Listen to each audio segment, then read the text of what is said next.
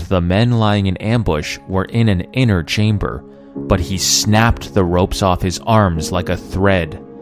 Then Delilah said to Samson, "Until now you have mocked me and told me lies.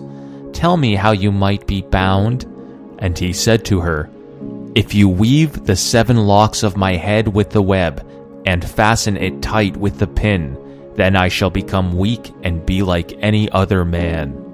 So while he slept, Delilah took the 7 locks of his head and wove them into the web, and she made them tight with the pin, and said to him, "The Philistines are upon you, Samson." But he awoke from his sleep and pulled away the pin, the loom, and the web. And she said to him, "How can you say, 'I love you,' when your heart is not with me? You have mocked me these 3 times, and you have not told me where your great strength lies." And when she pressed him hard with her words day after day, and urged him, his soul was vexed to death. And he told her all his heart, and he said to her, "A razor has never come upon my head, for I have been a Nazirite to God from my mother's womb. If my head is shaved, then my strength will leave me, and I shall become weak and be like any other man."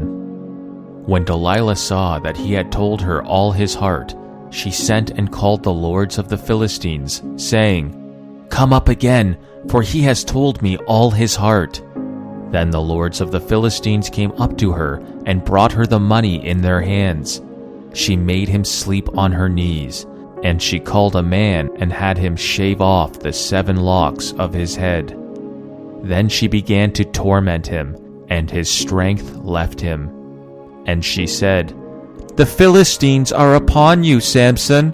And he woke from his sleep and said, "I will go out as at other times and shake myself free." But he did not know that the Lord had left him. And the Philistines seized him and gouged out his eyes and brought him down to Gaza and bound him with bronze shackles. And he ground at the mill in the prison. But the hair of his head began to grow again after it had been shaved. Now the lords of the Philistines gathered to offer a great sacrifice to Dagon their god, and to rejoice. And they said, "Our God has given Samson our enemy into our hand." And when the people saw him, they praised their God, for they said, "Our God has given our enemy into our hand, the ravager of